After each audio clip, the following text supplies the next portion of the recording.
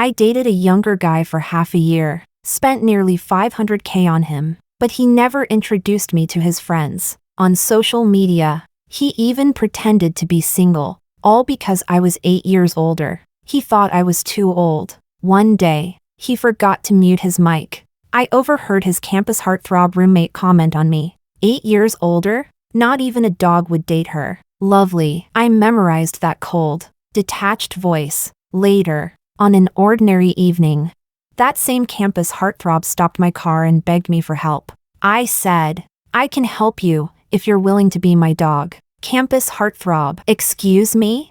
What he didn't know at the time was this. His days as a pampered pet were already numbered. And his master? Was me. Chapter 1. I had a 10-minute video call with Elias. And then he got impatient. "Babe, I'm sleepy. Let's wrap it up here." Before I could respond, he hung up the video, but forgot to cut the audio. I heard him speaking. Queue up. Queue up. Ranked 5. I got a date with a freshman. His roommate chuckled. "Dating sounds exhausting. Why not just dump her?" Elias replied. "She's older, clingy as hell. Can't shake her off." Liar. He's the one who wouldn't let go, because he couldn't bear to lose my money. I poured myself a glass of red wine and kept listening. Elias's roommates kept teasing. "You never bring her out." What? She too old and rich to show off? Elias didn't deny it. Then the game started. He invited some cutesy freshman girl. She cooed nonstop about his limited edition skin. Elias waved his hand like a king. "Want one? I'll get it for you." Of course, he was using the pocket money I gave him. After the match, the girl giggled her way off to bed. And once she left, the conversation circled right back to me. "Hey, Lucas, what do you think?" "About what?" "About Elias dating someone 8 years older." A pause. Then a low, indifferent voice answered. 8 years older? Not even a dog would go for that. Chapter 2. I've got a thing for voices. Out of all the younger guys I've dated, I picked Elias because of his voice. But now, my attention had shifted. Lucas. I remembered him. Elias's roommate, supposedly the campus heartthrob, doesn't talk much, but all the girls are into him. Whenever Elias mentioned him, he always sounded jealous. Lucas had it all: looks, brains, grades. Everywhere he went, people stared. Standing next to Lucas, Elias became background noise. But the irony? Lucas came from a poor family. Elias's pride couldn't handle being overshadowed by someone with no money. And yet, Lucas had that voice, even sexier than Elias's. I bet he sounds divine when he moans. I ended the audio call and made up my mind. If my boy toy's acting up, time to get a new pet. Chapter 3. I like dating younger guys. 1. Because I'm too busy for anything serious. 2. Because younger boys are fiery. I enjoy that, including Elias. I've dated 11 of them, enough to form a football team. I'm never stingy with them, just with Elias alone. I've spent nearly $500,000 in 6 months. His entire wardrobe of designer clothes? I bought them all. That money changed his life. Let him strut around campus like a king. Let the little freshman girls fall all over him. But for me, that money was just one less handbag. I pay. They serve. It's fair. What I never expected was for Elias, that soft-spoken little sweetheart, to trash-talk me behind my back for our age gap. Well then, guess I'm bored of him too. Weekend. Elias's birthday. He threw his party at my villa. I arrived late, 9 p.m. The party was in full swing, loud, crowded. Elias had just lost a game and was doing push-ups as punishment. But not just any push-ups. There was a girl lying beneath him, hands covering her blushing face. Every time he dropped down, his lips nearly brushed hers. The crowd roared, "Kiss her! Kiss her!" Come on, Elias. You got this? No man can say no to a challenge. Elias gave in. His last push-up dropped extra low. Just as he was about to kiss her, I opened the villa door and saw everything. Chapter 4. Everyone fell silent, their eyes turning toward me with curiosity. Elias froze. His flushed face gradually drained of color. "Why are you here?" "This is my house. Am I not allowed?" I thought you said you had to work overtime tonight. Well, overtime's done. I came to celebrate your birthday. I kicked off my red-bottom heels and walked in gracefully, like I owned the room. Because I did. Someone whispered, "Wait. Elias, isn't this your place?"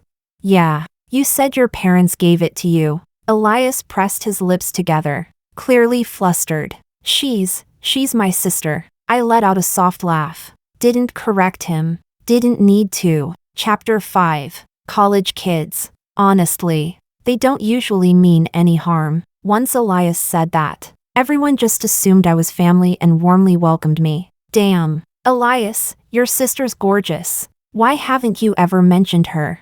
Bro, your sister got the good genes. She looks like a movie star. Sis, there's a seat here. Want some juice? I'll pour you a glass. Thank you. After sitting down, my gaze drifted to Lucas. He clearly didn't get along with Elias. Elias had only invited him tonight to show off. Lucas was crammed into a corner, interacting with no one.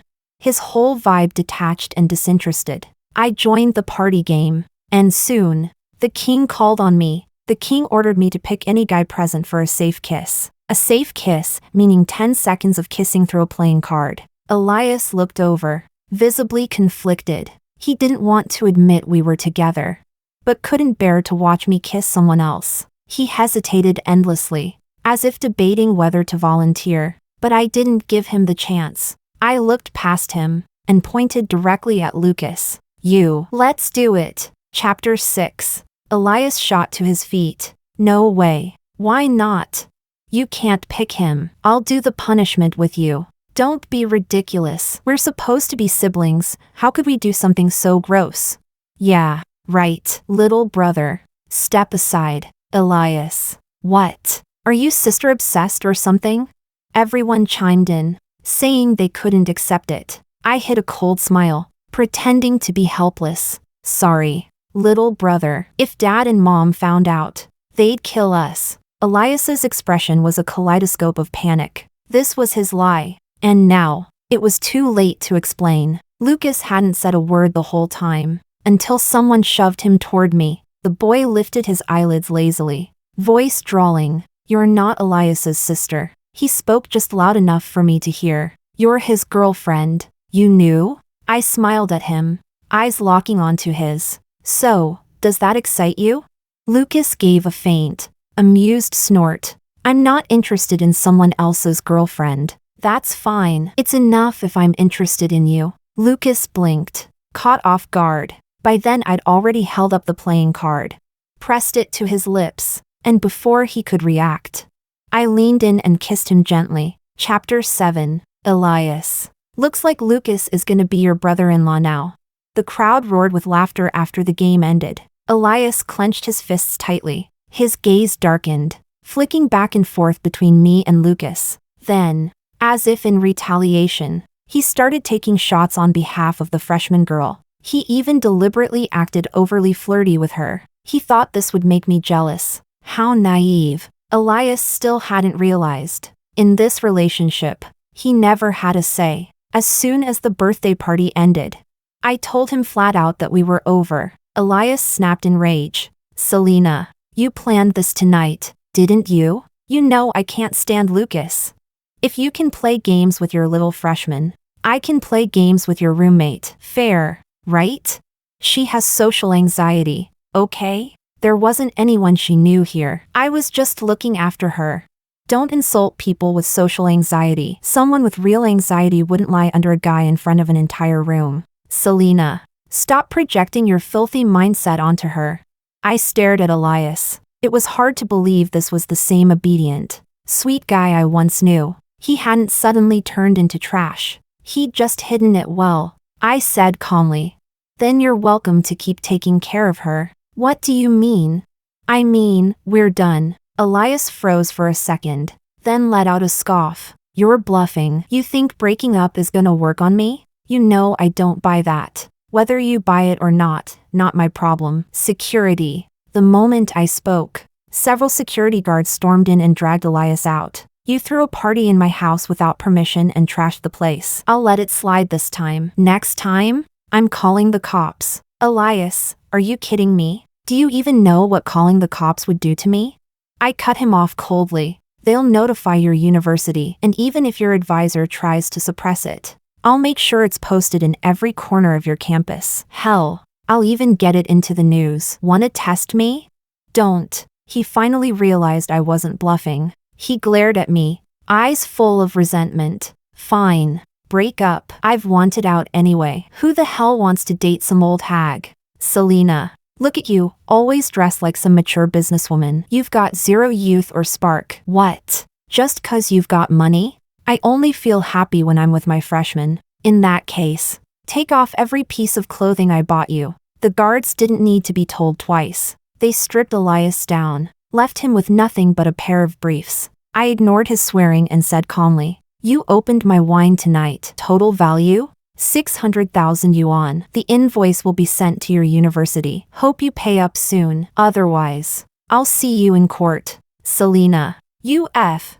I raised my phone, pretending to call the police. He shut up instantly. Get lost. You pathetic piece of garbage. With that, I turned and walked back inside. Early spring nights aren't all that warm, but a guy who sees money as dirt should have no problem walking back to campus barefoot. Chapter 8. Elias quickly got together with the freshman girl. Rumor had it he was even helping her apply for a social sponsorship. So-called social sponsorship meant that a philanthropist or entrepreneur came to the school, selected one underprivileged student, and funded them all the way to graduation. It wasn't a common opportunity, only one slot was available. The final round was an interview. Elias sat with the freshman in a classroom, waiting. He promised confidently, "I've got good connections with the student council. This is in the bag for you." The girl lowered her voice. "But we faked my family background. Isn't that wrong?" "Relax. No one checks." He wrapped his arm around her, intimately. "I've already greased all the wheels for you. Don't you trust me?" As they spoke, the other candidates began arriving, Lucas among them. He found a quiet corner to sit by himself, his thin frame hunched back, looking especially frail. The girl gave him a glance. "I heard his family's really poor." Elias sneered.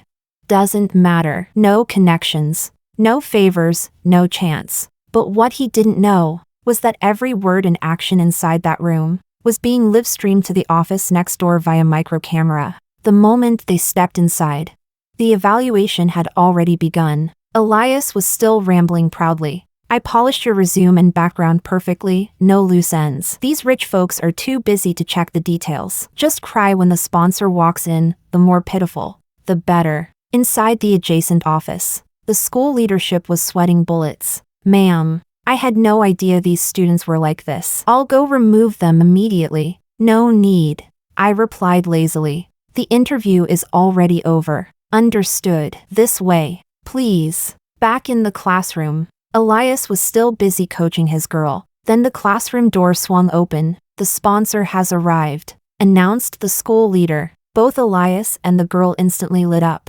turning toward the door expectantly, and under their hungry gazes, I walked in. Chapter 9. This is a mess. Selena, one of the group's shareholders. Elias's eyes went wide. I had told him before that I ran a small business and had a bit of money, but I'd never told him I had ties to the group. He'd never bothered to check online either. The girl whispered, "So this is the connection you were talking about, your sister?"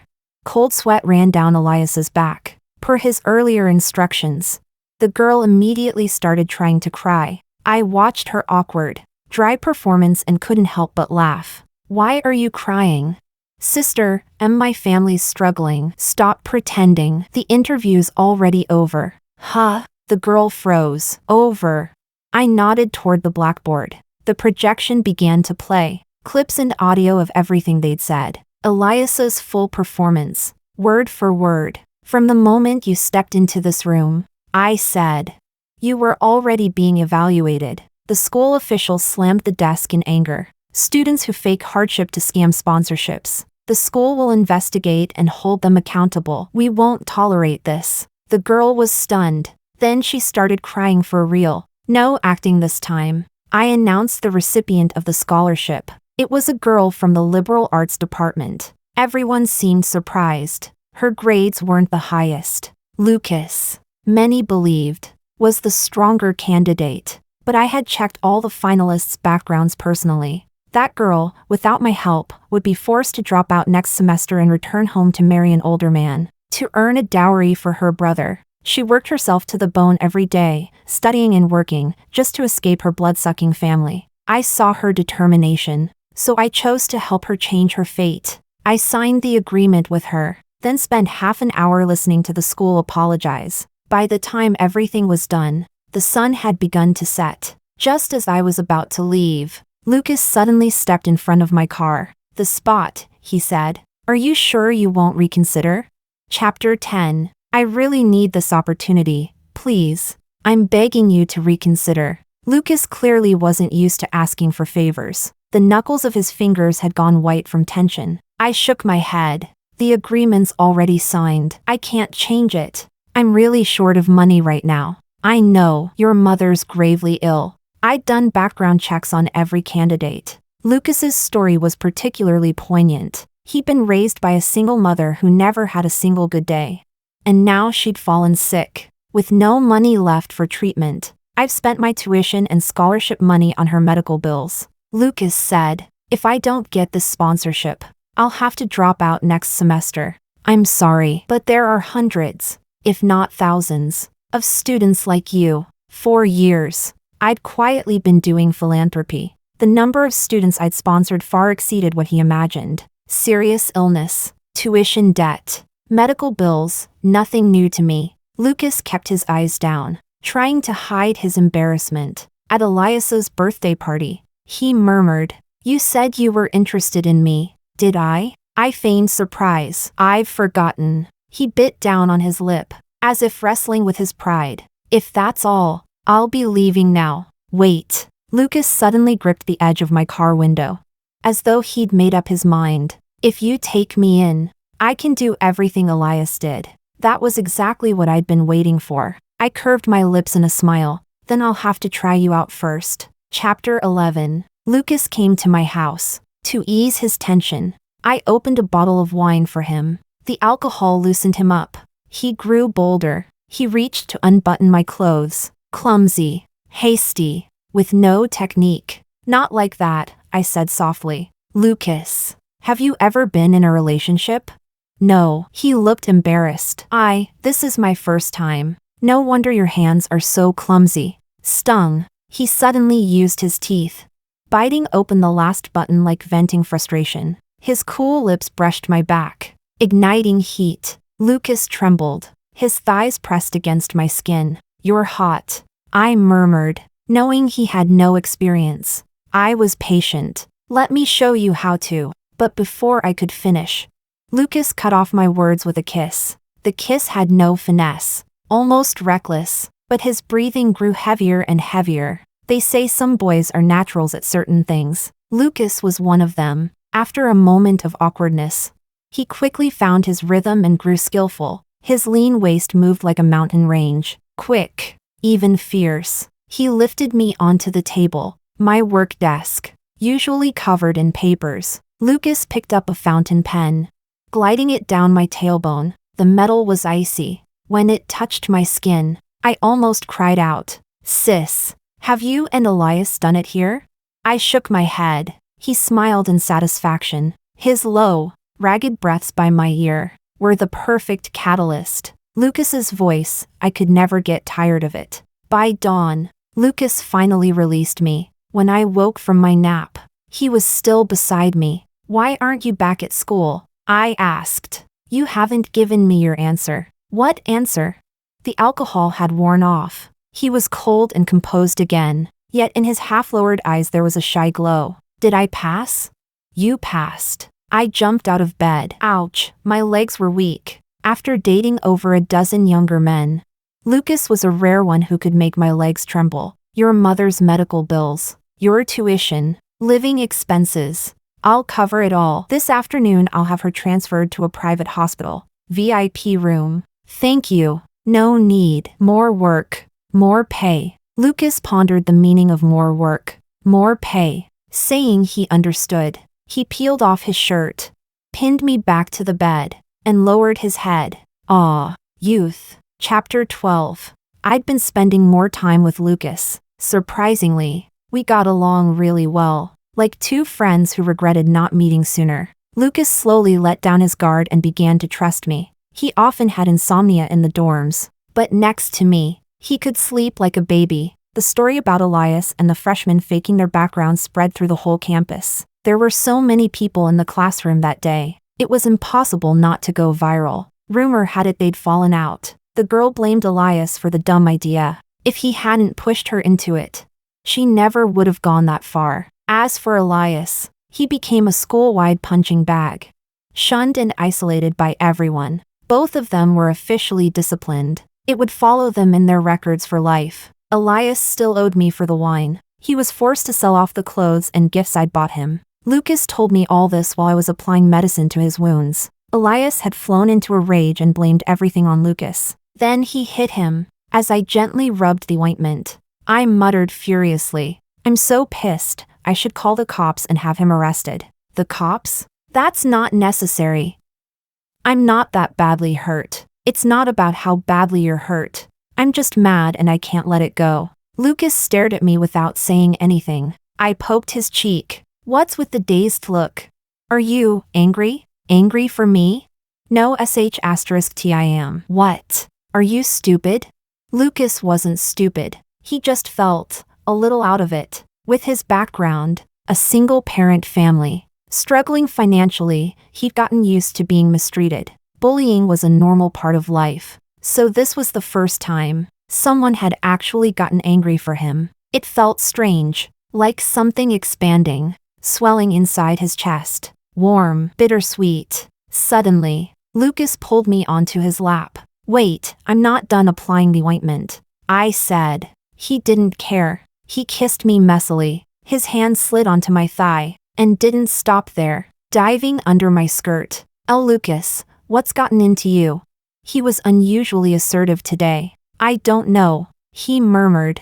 I really don't. It just feels like the only way to calm down is to kiss you. The bottle of ointment fell to the floor, and that kiss quickly turned into something far deeper. Chapter 13. 1 week later, I accompanied Lucas to a race event. He had always loved road cycling, but because of family burdens, he'd only ever been a spectator. This was his first time participating as an amateur rider, even though he didn't even own a proper racing bike. His spot in the competition?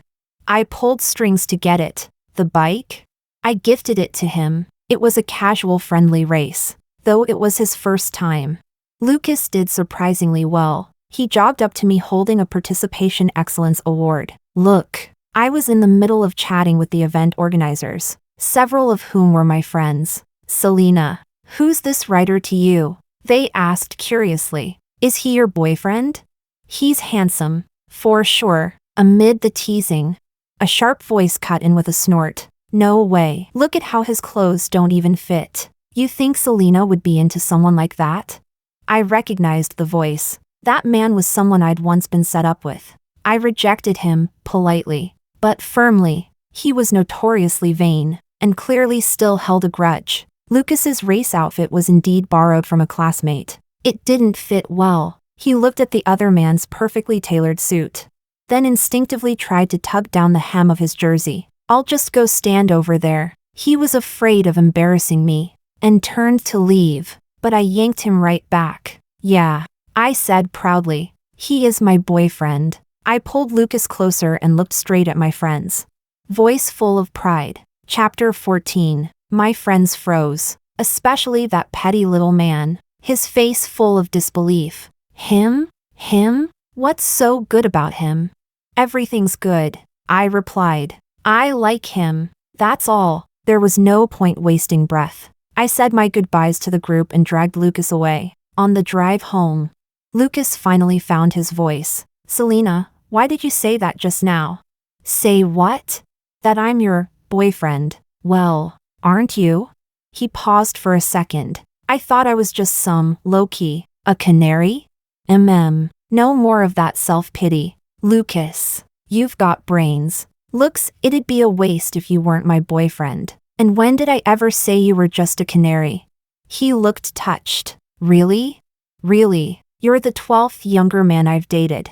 And the one I like the most. 12? Oops, slipped out. I quickly added.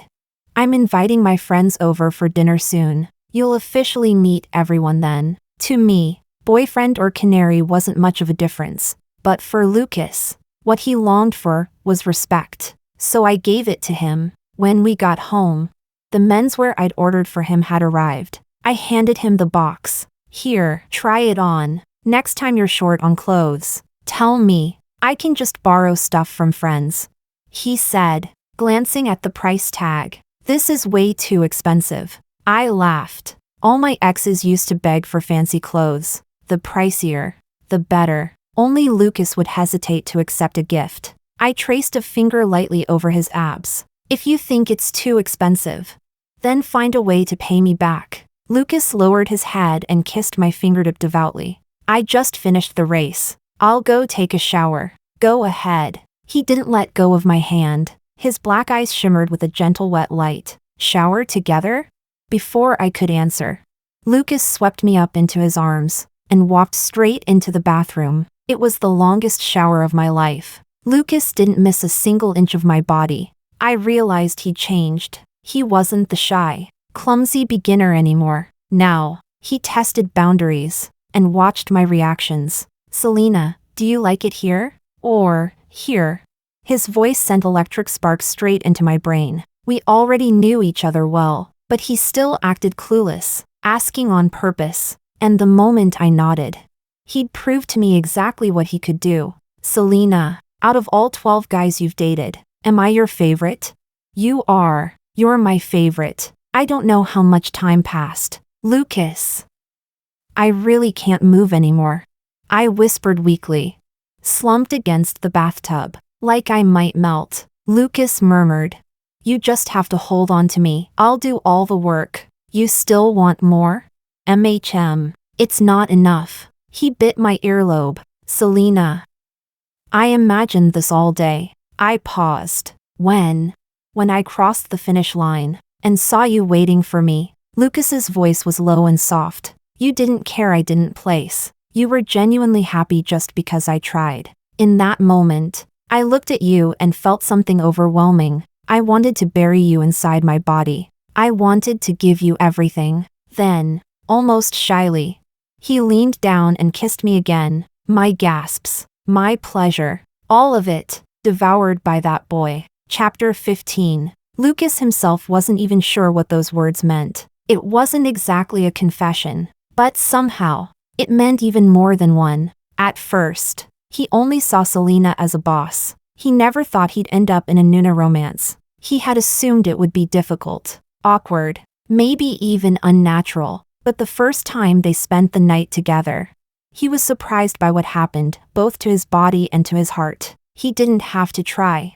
Desire surged like a stormy sea, impossible to control. The way he lost control, it wasn't an act. He liked her. He liked the way her cheeks flushed, the way her eyes turned hazy in his arms. He also liked her in daytime, composed, calm, effortlessly elegant. Lucas thought maybe it was just physical. Maybe he just had a thing for powerful older women. Maybe Selena had simply unlocked something inside him. But things slowly went off track. They talked too well. Selena felt like the soulmate he'd been missing for years. And physically, they were in perfect sync. When he didn't see her, he started to miss her. He missed the sharp lines of her brows, the cool beauty of her gaze. He missed her black stockings under tight skirts, and the click of her heels on the floor. More than once, Lucas had to take a cold shower. This was not normal. Sometimes, just sitting beside Selena,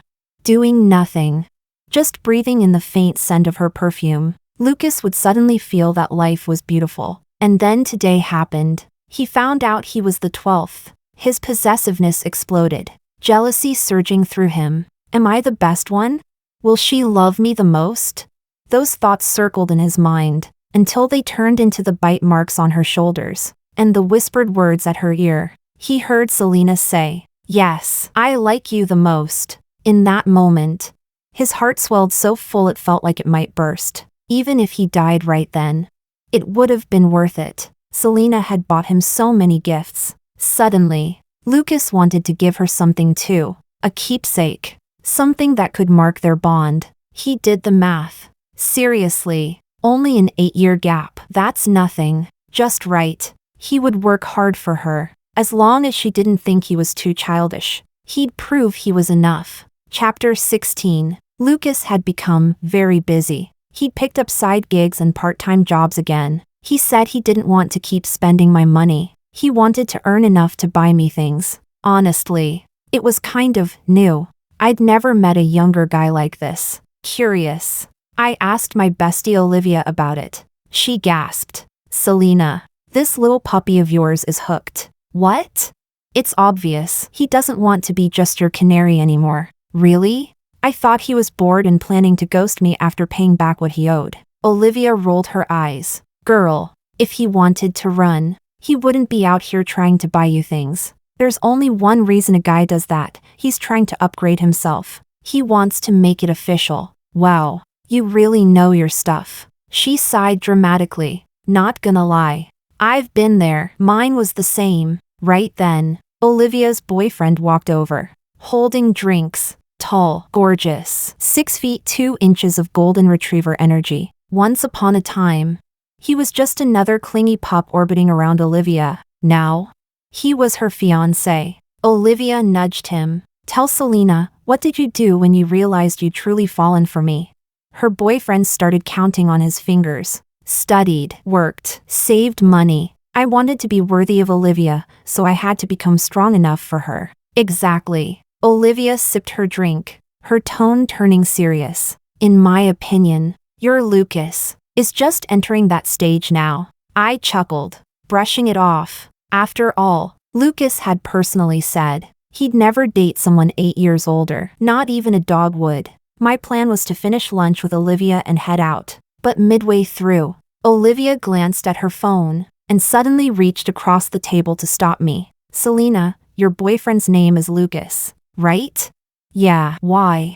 Look at this. Her expression was deadly serious as she shoved her phone in front of me. It was a live stream. An elderly man with white hair was standing on a rooftop, tears streaming down his face. He held a photo in his hand. Dear viewers, take a good look. This is my ungrateful son, Lucas. If I die today, it'll be because of him. Chapter 17. The viewer count on the live stream kept soaring. I glanced at the comments section and quickly pieced things together. The old man claimed to be Lucas's biological father. He said Lucas was cold-hearted, indifferent to his own family, that Lucas's older brother was seriously ill.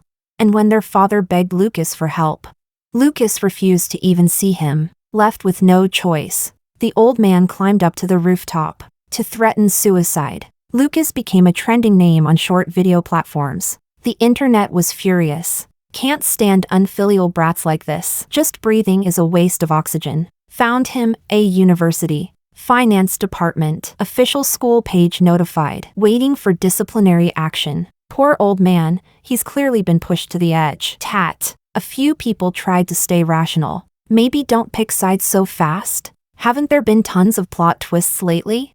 Low-key, that old guy's been live streaming for a while now, ranting non-stop. But he hasn't taken a single step closer to the edge. But they were immediately drowned out by angry mobs. Do you have no heart? The man's ready to die. What plot twist could justify that?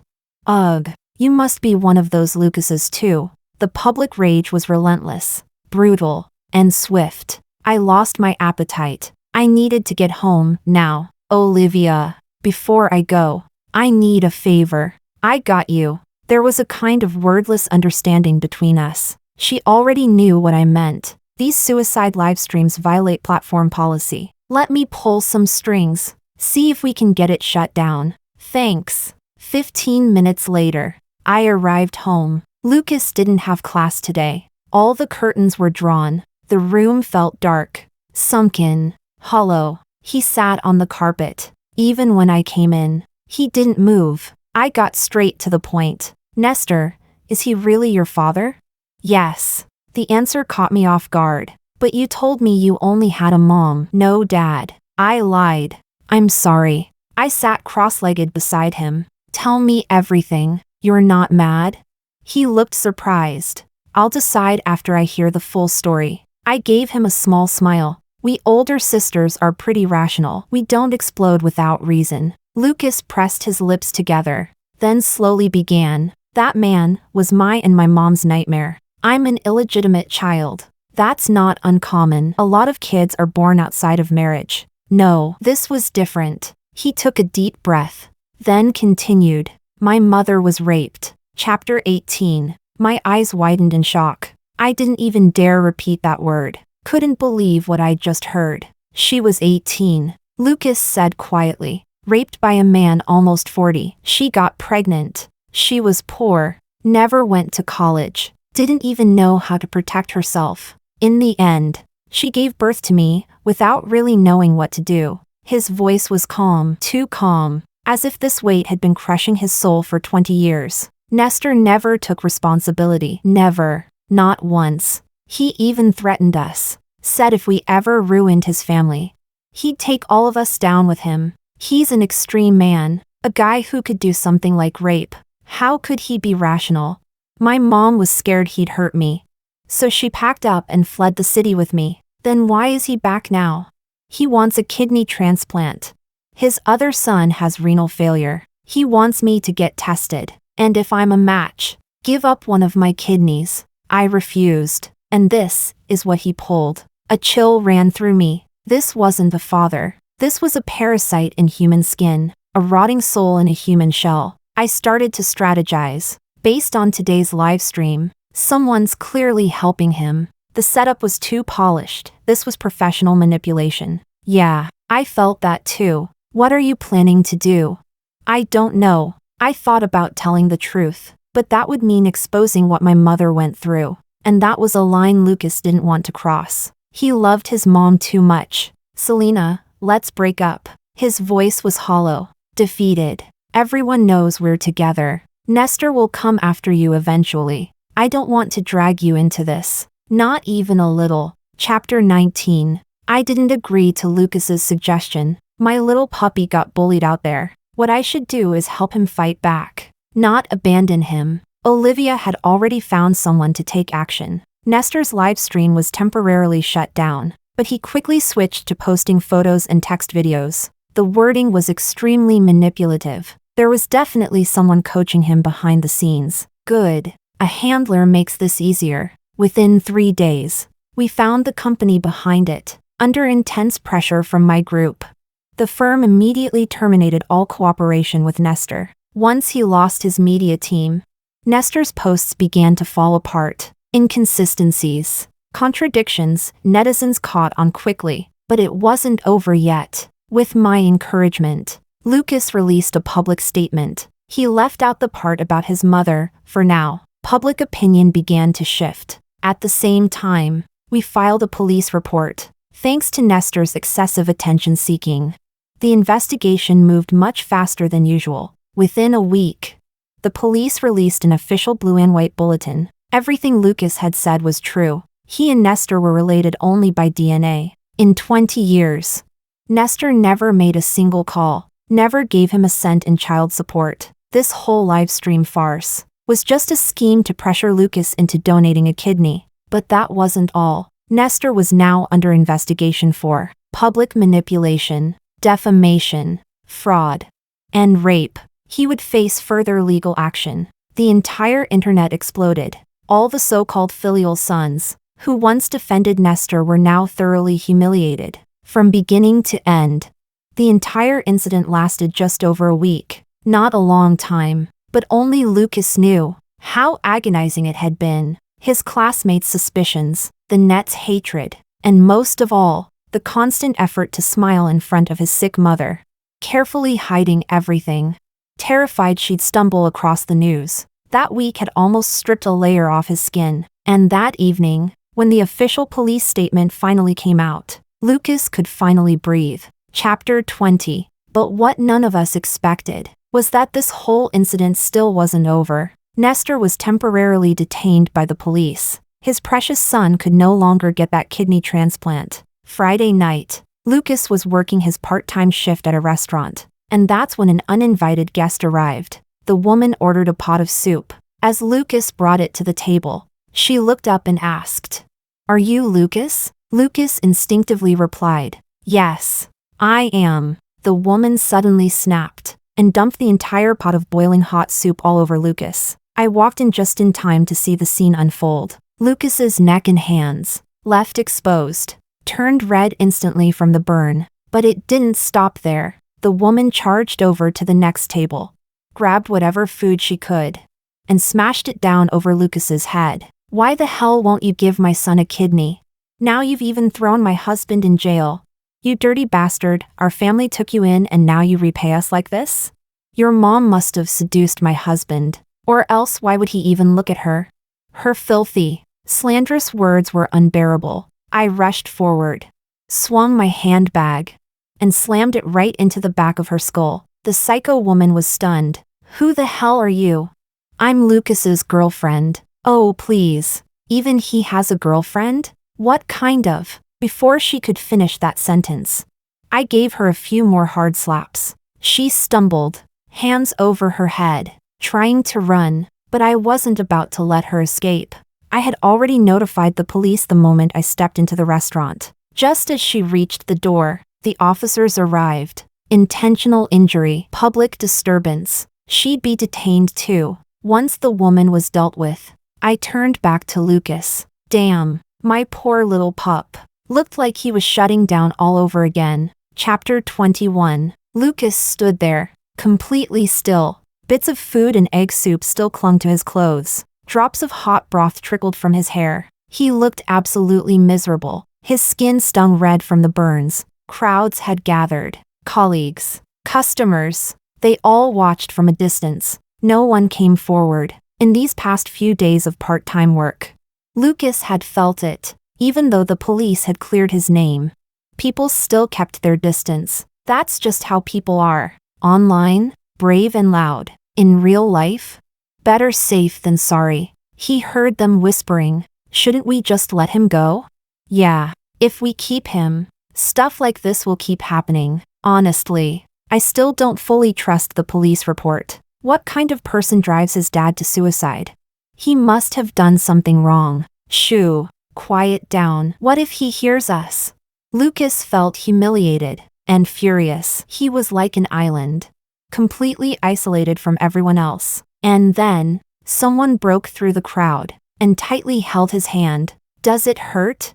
I looked up at him, my gaze full of worry and tenderness. Chapter 22. I first took Lucas to the hospital. Luckily, the burns weren't serious. They wouldn't leave scars. Then I accompanied him to the police station to make a statement. The officers asked if he wanted to consider a settlement. Lucas turned to look at me. I'm torn. It wasn't really her fault. It was Nestor's. But she insulted my mother. No, she's an accomplice. I explained. Nestor ruined other people's lives, and she shifted the blame onto the victims. That's what an accomplice does. Lucas ultimately decided not to settle. By the time we walked out of the station, night had fallen. The moon hung high in a sparse sky. I asked, "What about this part-time job?"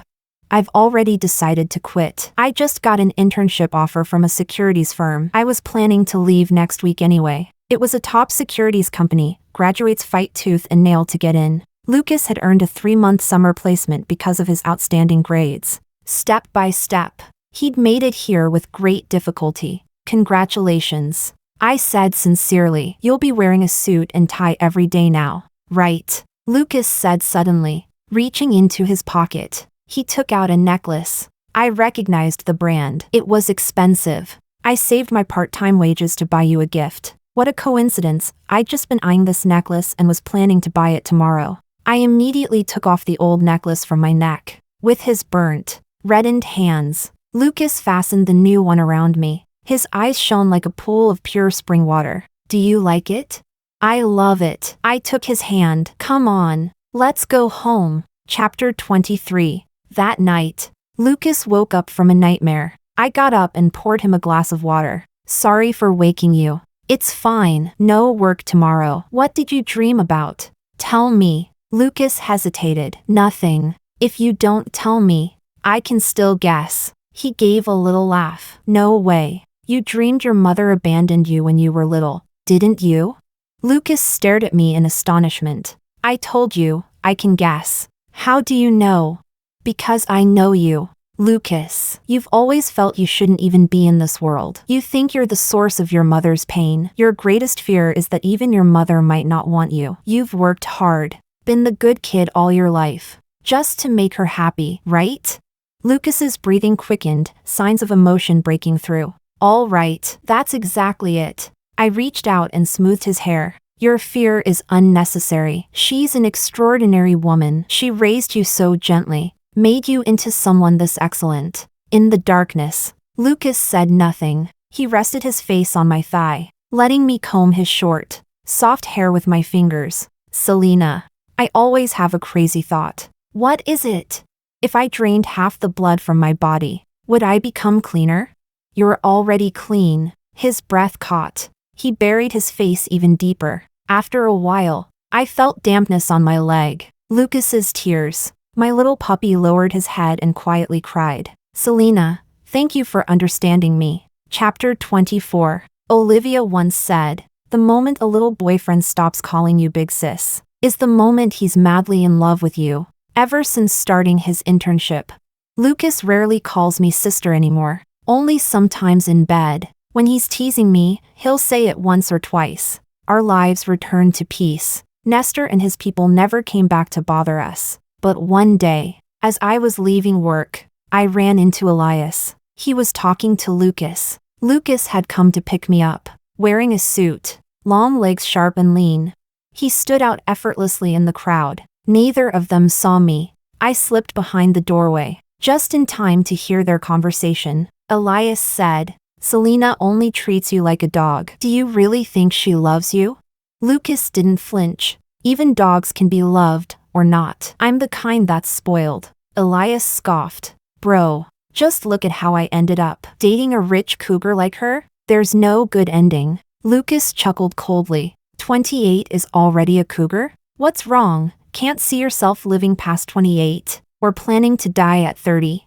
That shut Elias up. Damn it. What the hell did Selena feed you, got you this obsessed? You were the same. No, I wasn't. Then what are you doing here? I came to get back with her, right?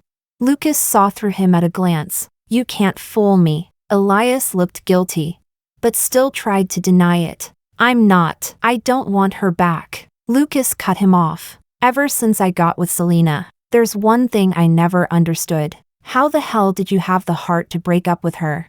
She's so kind, so understanding, so brilliant. Where do you think you'll find another woman like that? Lucky for me, you were blind. Gave me the perfect opening. Elias lost it. She's just got money. That's all. I couldn't stand her arrogance. If you had money, you'd be even more arrogant than she is. She has a temper when work stresses her out. How is that not a flaw? She's cute when she's mad. It's healthy to blow off steam under pressure. And she gets crazy sometimes when she's frustrated in bed. Elias suddenly realized he'd gone too far. He stopped. Lucas smirked. On the contrary, I think she gets tired too easily. I feel sorry for her. I don't even dare go too hard. Elias, if you're the problem, don't go blaming the woman. Elias was about to explode. He shouted, Lucas! You said it yourself. You'd never date a woman 8 years older. Not even a dog would.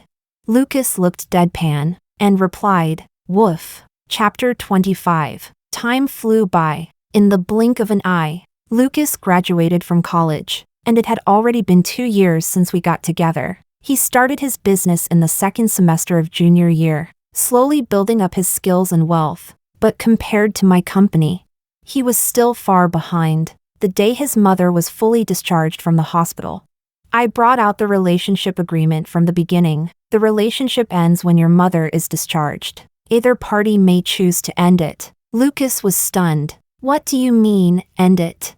This was your condition back then. I didn't know better then, but now you're financially stable. Your mother's healthy. Lucas swayed, almost losing balance. He grabbed my wrist. Voice trembling. Selena. What do you mean by this? Are you saying you don't want me anymore? I looked him in the eye and spoke clearly. Lucas, I'm going on blind dates.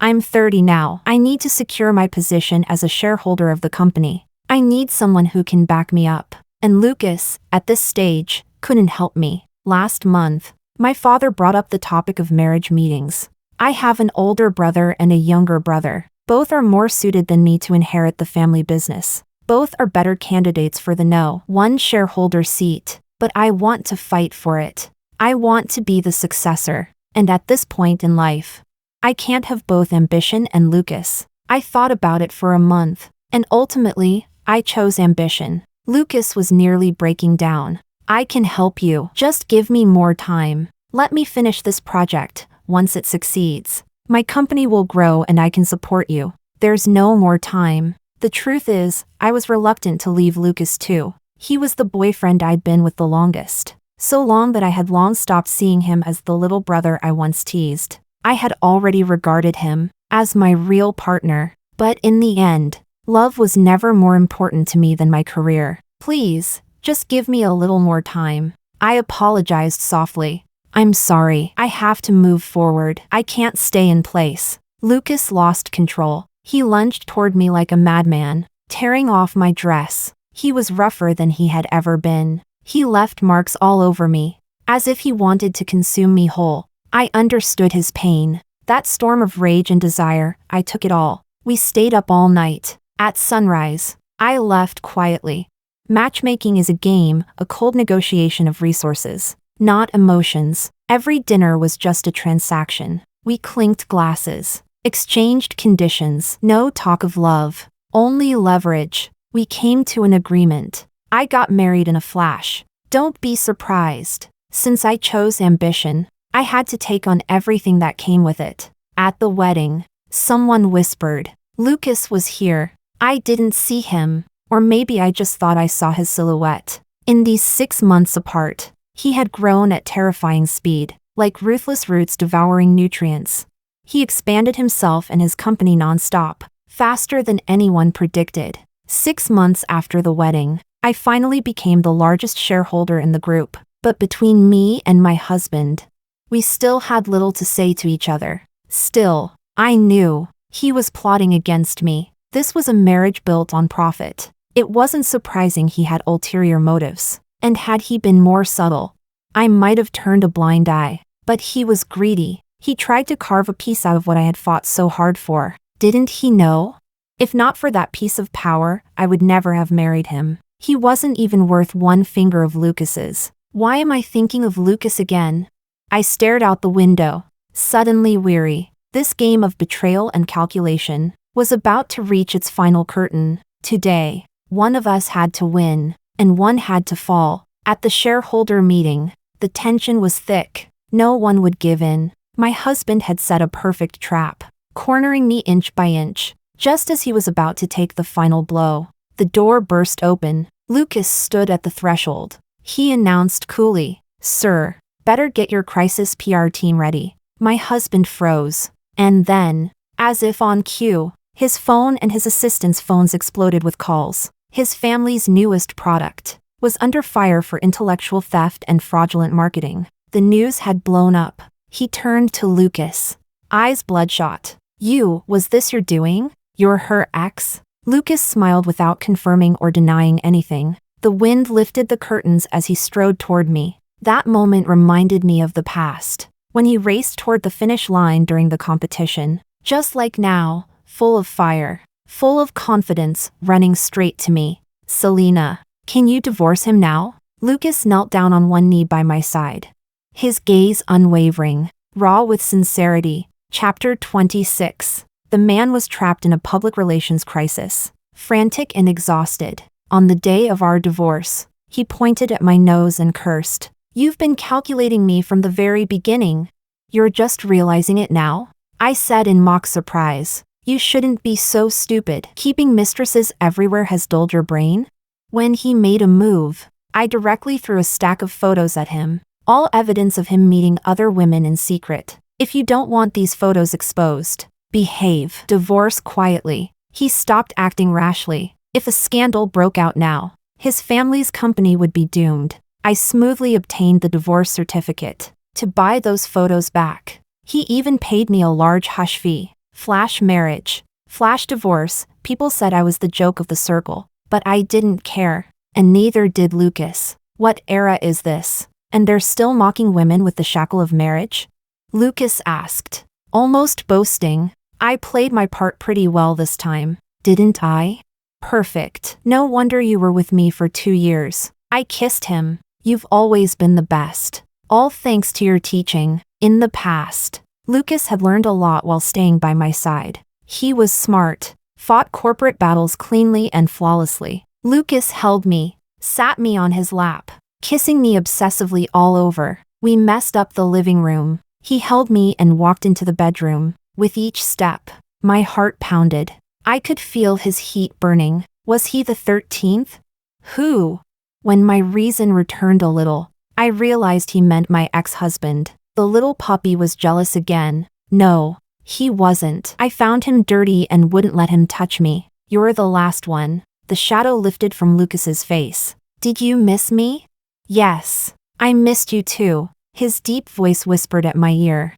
I've held it back for a year. Selena, please. Soothe me. He guided my hand down from his abs. Selena, when I missed you, I did this. We sank into the night, revisiting each other's bodies. When long-suppressed desire was finally released, Lucas's eyes grew even redder, like a starving ghost unsated. Selena, I love you. I love you. I love you. I love you. Selena, he murmured again and again. I said, I love you too. Chapter 27. Later, I told Lucas, during the flash marriage, I had already been prepared for divorce. My original plan was to become the largest shareholder, then leave, and then get back together with him. Lucas looked surprised. So, I was always in your plan?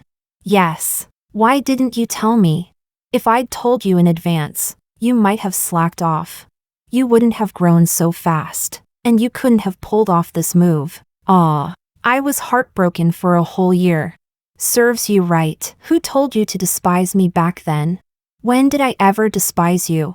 8 years older, even a dog wouldn't date her. I let the words slip out softly. Lucas froze. How do you know? That day Elias forgot to hang up the voice chat. I heard everything you guys said. I was wrong, actually. That comment was to mock Elias. I hated how he had a girlfriend yet still sent skins to freshmen. It really wasn't about you. I know, it's all in the past now. At first, because of that line, my impression of Lucas was that he was careless and arrogant. Getting close to him really did start out as play for a while, then dump him. But after being with him, I realized he wasn't that kind of person. He deserved to be treated sincerely. Selena. Lucas suddenly pulled out a diamond ring and knelt on one knee. Will you marry me? I asked calmly. Have you thought this through? I'm 8 years older and divorced. I've thought about it long ago. None of that matters. He kissed the back of my hand. Selena, please let me love you forever. Today's sunset was beautiful. Like the day he stopped my car. I raised a smile and said, okay.